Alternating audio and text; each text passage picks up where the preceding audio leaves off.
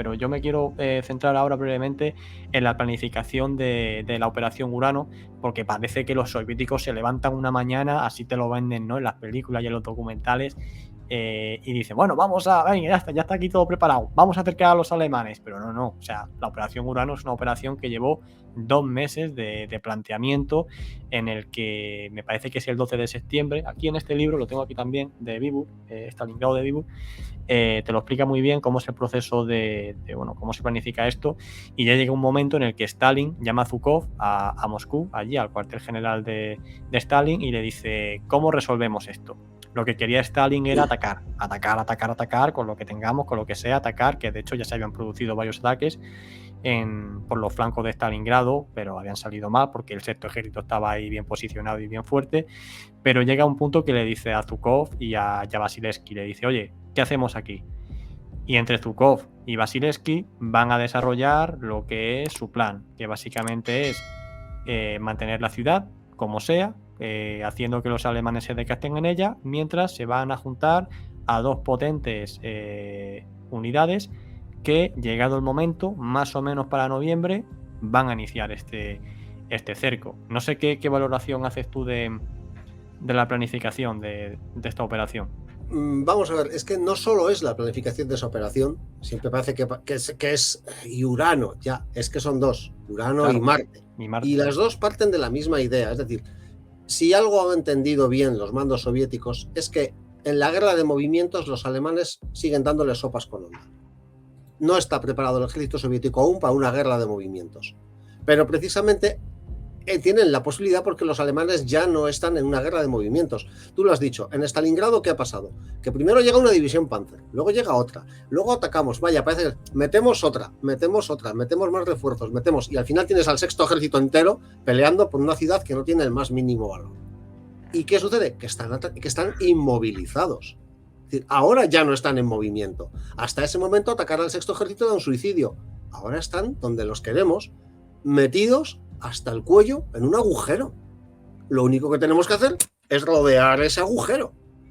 Y es el mismo planteamiento que tienen con una parte del grupo de ejércitos centro que está muy adelantado en el saliente de Rizhar y que está muy cerca de Moscú, que es una amenaza para Moscú, pero al mismo tiempo es una oportunidad para hacer lo mismo. Atacamos por los flancos, cortamos la base y los tenemos. De hecho, son dos operaciones que en realidad no son del estilo soviético. El estilo soviético es lo que el estilo soviético, si Stalin no hubiese provocado la purga de la oficialidad, la muerte de Tukhachevsky y la destrucción de las fuerzas acorazadas entre el 37 y el 39, que es lo que se llamaban las operaciones en profundidad, que sí planteaban cercos, pero no de esa manera. Estos son dos operaciones al estilo alemán. Es decir, son dos cercos de envolvimiento al estilo nazi. Al estilo del Heer, al estilo de la Wehrmacht. Y lo hacen muy bien en Stalingrado. La misma planificación a mayor escala es la que van a hacer frente a Moscú, en Rizhar, que luego los soviéticos lo han justificado diciendo, no, es que esto es una operación de distracción para que los alemanes no enviaran. Si es una operación de distracción, está muy mal pensada, porque se ha concentrado muchos más recursos en Marte que en Urano. Pero el planteamiento es el mismo. Los alemanes están inmovilizados en Rizhar porque no tienen recursos para avanzar. No van a lanzar ya una ofensiva hacia Moscú. Es decir, lo que hemos dicho antes, Stalin por fin acepta que la ofensiva alemana no va dirigida contra la capital. Así que ahora lo que antes era una amenaza pasa a ser una oportunidad. Y al mismo tiempo ya podemos enviar recursos a Stalingrado porque sí, ese es el principal objetivo de los alemanes. Así que ahora ya podemos planificar.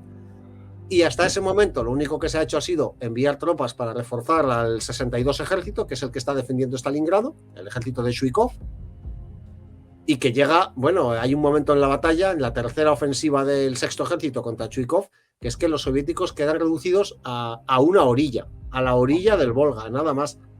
Que hay momentos en los que Zhukov, el general del 62 ejército, agarra un subfusil y dispara. Porque es que hay combate hasta el general. Pero eso es un cepo, es lo que han visto lo que han visto Zhukov y Vasilevsky, han dicho, ahora les tenemos donde queremos. Y es lo que proponen a Stalin el 13 de septiembre. Hay mucha mitología de esa escena, el propio Zhukov la cuenta en sus memorias, que le estaban explicando, pues estos son los refuerzos que vamos a enviar, y en un momento dado murmuran cuando se reúnen ellos dos en otra esquina, dicen, está la otra opción. Y entonces Stalin, desde muchos metros al fondo del despacho, dice, perdón, ¿qué otra opción? Sí. Y que comenta Zhukov qué oído tenía. Y entonces le plantean eso y él, encantado, eso es lo que quiere.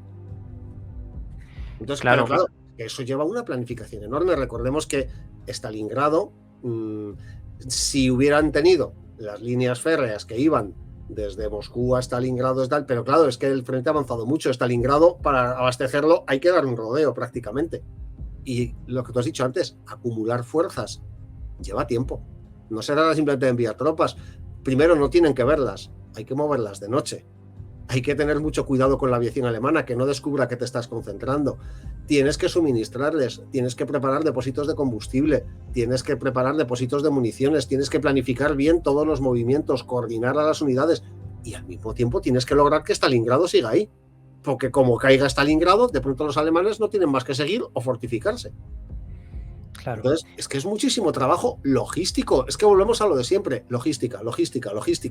Los alemanes tienen, lo que tú has dicho, un cuello de botella, que si mal no recuerdo es una zona que hay justo entre el Don y una de las líneas del Volga, que por ahí tiene que cruzar todo. Y lo que tienen es una línea férrea, nada más. Por Rostov, sí. En consecuencia, a los alemanes, a esa distancia de sus bases de suministros, les llega todo con cuentagotas. Es un poco lo que pasa también en esas fechas en el norte de África. Dicen, pero ¿cómo es posible que Rommel no tome el Cairo? Y dices, ¿con qué?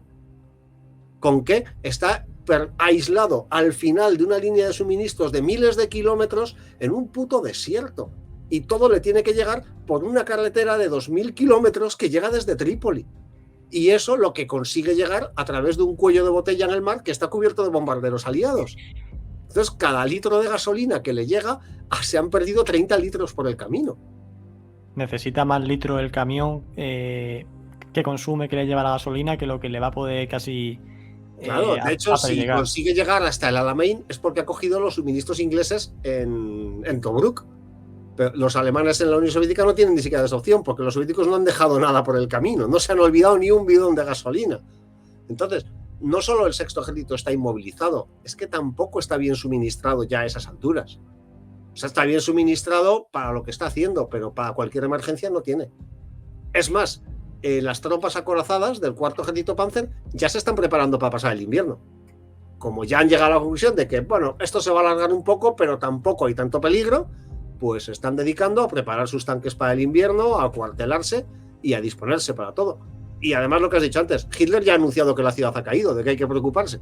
Sí, creo que fue el 9 de noviembre cuando lo anunció, pero bueno, yendo a la directriz que dio Zhukov, al final la orden era mantener Stalingrado con el mínimo contingente posible porque se estaba preparando para los flancos y luego también porque esto es como el cordel y el gato, ¿no? O sea, tiene que parecer en todo momento que el gato ya va a atrapar el cordel pero que nunca lo llega a coger y por eso pues los alemanes tienen la sensación de que siguen avanzando pero no terminan, tienen que seguir mandando, bueno, se va a hacer desmontar a las propias tripulaciones Panzer para que luchen como infantería, a los ingenieros, a un montón de gente que no debería luchar, se los va a mandar como infantería regular y esto es una catástrofe porque es tropa con muchísima experiencia y que no puede ser desperdiciada en esa tarea porque luego la vas a necesitar para cosas más complicadas y no la vas a tener. Pero bueno, aquí en esta operación de Maskirovka total que va a hacer el ejército rojo en Stalingrado, como has dicho tú también, aquí se va a hacer de todo, se va a retirar a los civiles de las zonas colindantes a Stalingrado, a los civiles rusos, para que ninguno pueda avisar o se cambie de bando o lo que sea. Se va a hacer una limpia de la zona considerable, que solo haya militares, se va a mover solo a tropas por la noche, se va a camuflar el ruido utilizando altavoces, poniendo himnos, poniendo música, cualquier tipo de ruido que evite que los alemanes lo escuchen.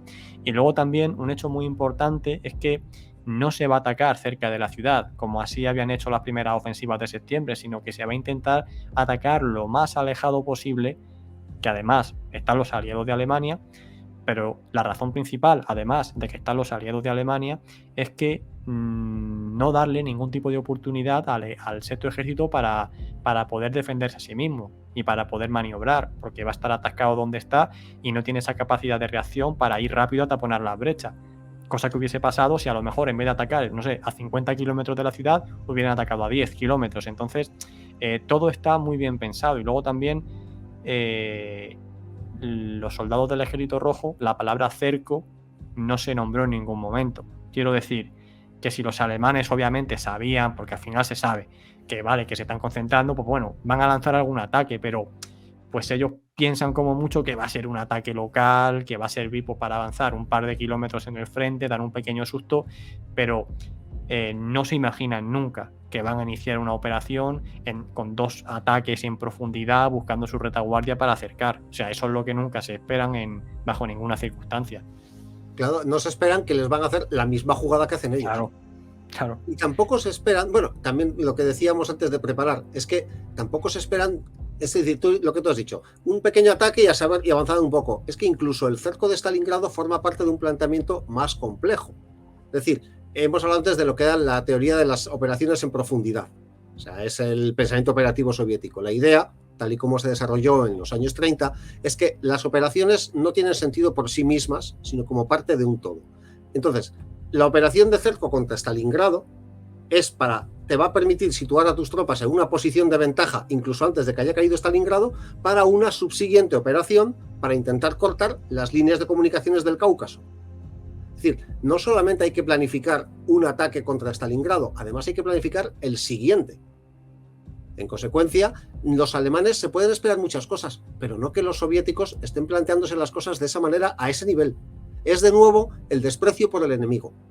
Como están vencidos, no va a pasar nada. Y como además son rusos, no son más que tontos, no van a saber hacer nada. Manstein comenta en sus memorias: fuimos muy buenos maestros y ellos fueron muy buenos alumnos. Es injusto. Los soviéticos tenían buenas ideas, solo que no habían podido ponerlas en práctica, primero por las consecuencias de las purgas y luego por las interferencias de Stalin y del comisariado. En el instante en el que les dejan hacer las cosas a su aire, empiezan a hacerlas bien. O sea, nunca tendrán el nivel táctico de los alemanes por muchos motivos, pero a nivel operativo los generales soviéticos saben planificar muy bien sus operaciones y lo demuestran aquí, vamos, aquí lo hacen del libro. Y lo además, que sí va a suceder es que los alemanes no reaccionan como esperan los soviéticos, que esa es otra. Es decir, las estimaciones que habían hecho los soldados, los mandos soviéticos al planificar Urano era de: avanzaremos en pinzas, cuando los alemanes vean que les estamos rodeando, la mayor parte de las tropas del sexto ejército saldrán pitando para Rostov. Con lo cual atraparemos con suerte a 1/3 del sexto ejército en Stalingrado. Lo que no se esperaban es que cuando sucede eso, hacen justo lo contrario los alemanes. Casi 2/3 del ejército de Paulus, que no estaban metidos en la ciudad, avanzan hacia la ciudad para reunirse con el resto, en vez de retroceder hacia el oeste. Con lo cual, los soviéticos, sin saberlo, van a trincar a todo el sexto ejército cuando pensaban que trincarían con suerte a 1/3 parte. Así es. O sea, todo le va a salir a partir de boca y luego ya no va a ser solo la propia ciudad de Stalingrado el punto de gravedad, sino bueno, como aquí en este mapa un poco rudimentario estoy poniendo, luego ya el centro de gravedad va a ser pues lo denominado como Operación Saturno, que ya no solo va a ser en Stalingrado, sino que como estáis viendo aquí en el mapa va a presionar todo el frente desde pues en dirección a Rostov y también desde Voronezh, que aquí no sale con flechas, pero bueno, se ve Voronezh al norte, en el que van a presionar y van a llegar hasta Kharkov y van a llegar hasta Kursk en principios de marzo, finales de febrero del 43, en un avance de cientos de kilómetros por todo el frente, en el que bueno, eso ya es otro tema, pero en el que los alemanes pues se van replegando continuamente hasta que Manstein puede estabilizar el frente. En cualquier caso, aquí siempre se le ha echado la culpa, y al final es una forma de eludir responsabilidad, cuando se inicia la operación Urano el 19 de noviembre, que hace 5 días fue el aniversario. Aquí siempre se ha acusado a los rumanos, que fue por culpa de los rumanos, si llegan a estar allí los alemanes lo paran y tal. ¿Tú crees que esta crítica a los rumanos está justificada o es una excusa de los alemanes? Vamos a ver, si llegan a estar los alemanes equipados como los rumanos, les pasan por encima igualmente. Los rumanos combatieron con muchísimo valor en toda la guerra y en Stalingrado lo hicieron también, pero los rumanos estaban armados como estaban armados. Alemania no les daba ningún armamento. El armamento bueno que se capturó a los soviéticos en el año 41 se lo quedaron ellos. Los rumanos recibieron lo que les sobraba a los alemanes, tanques Panzer 38, que no podían enfrentarse prácticamente a nada que no fuese un T-26, cañones anticarro de 37 milímetros, que a esas alturas ya no servían para nada, no tenían demasiada munición, no tenían medios motorizados. Tenía una división acorazada que estaba a las órdenes del cuarto ejército Panzer, pero igualmente estaba subequipada. Y esa división luchó mientras pudo, pero fue aniquilada, no tenía recursos para enfrentarse a las tropas acorazadas soviéticas. Que no olvidemos que a esas alturas los soviéticos ya todo lo que tienen son tanques buenos.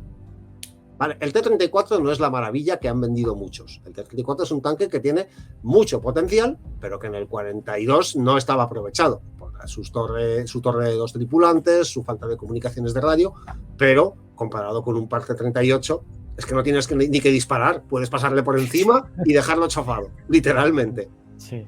Entonces, los rumanos hicieron todo lo que pudieron. Los italianos, todo el mundo se ríe de los italianos en la guerra.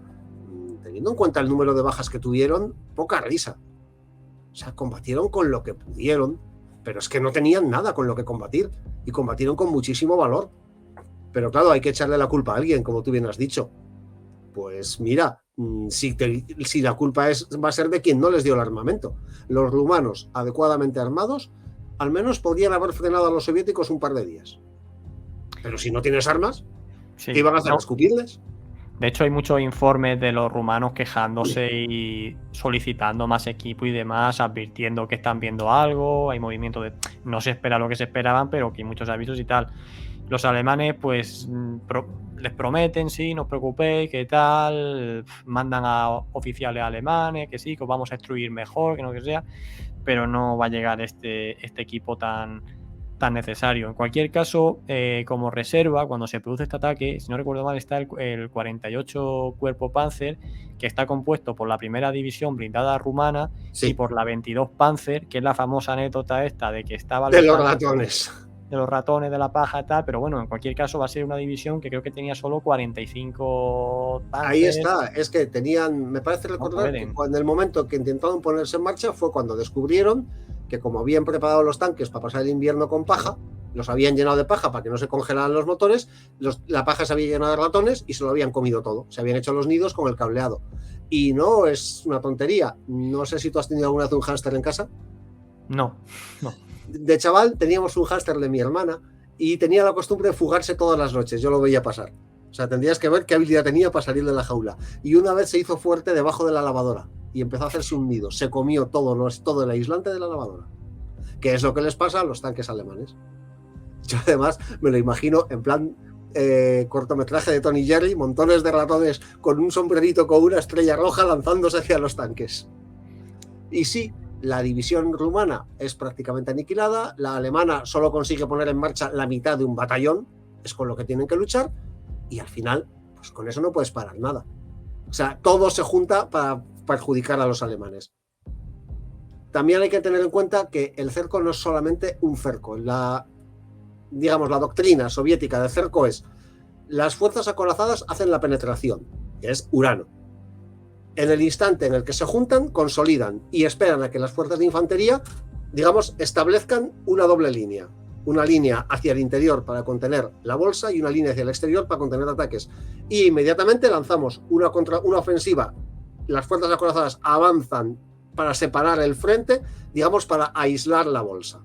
O sea, es que es muy complejo. Los alemanes, al meterse de nuevo en Stalingrado, confiados en que, bueno, no pasa nada, rompemos entre todos la línea y ya salimos, no son conscientes de que el frente de pronto se va a alejar un montón de kilómetros. Ya no es simplemente romper el cerco. Ahora además hay que desplazarse muchos kilómetros para llegar hasta tus líneas. Y por eso se han amontonado todos ahí. Y los restos del ejército rumano, que son, ahí se meten, me parece, 250.000 de alemanes y 60 o 70.000 rumanos. Con el agravante de que a los rumanos ahora se les señala como responsables y se les va a tratar bastante mal. Sí. De todas maneras, bueno, tengo un directo que también va a ser ahora el aniversario de la batalla de Krasnivor y todo esto. Tengo un directo pendiente, lo que voy a anunciar ya, con Carlos Caballero Jurado, donde también analizaremos este asunto. Me refiero porque, claro, mientras que los rumanos ceden aquí, la división azul en Krasnivor se mantiene firme y entonces se hacen muchas comparaciones de decir, mira, los españoles sí pudieron, los rumanos no. Entonces ya lo veré con él, a ver qué opinión da él de por qué la división azul de forma exacta, qué diferencia tenía en cuanto al equipamiento con la rumana y tal. Pero bueno, ya lo veremos, lo digo porque he visto algún comentario en el chat. Pero sí, ahí yo puedo decir dos cosas. Primero, sí. La división española eran voluntarios. Los voluntarios combaten de otra forma que gente a la que has reclutado y la mandas a un sitio que no sabes dónde está, donde Cristo perdió el gorro, y a que te den órdenes gente que no es de tu país. Pero es que además era una división integrada dentro de la Wehrmacht y equipada como la Wehrmacht. Es decir, los españoles no iban equipados como las tropas españolas de España. Iban equipados, uniformados y organizados como una división alemana. E integrados dentro de un dispositivo alemán. Que luego además luchan con muchísimo valor, pero es que tienen medios para luchar. Sí, evidentemente, claro, no tienen carros de combate. No, porque es una división de infantería.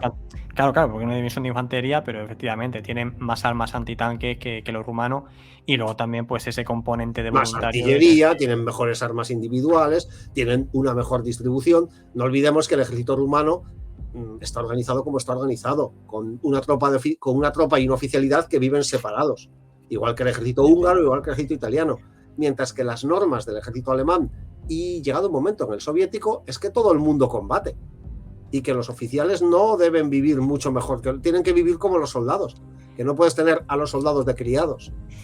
Esto, sí, totalmente, lo tratan fatal. Pero esto es una cosa que dice Carlos, ¿no? Que dice, es que el soldado italiano y rumano no entiende por qué está ahí.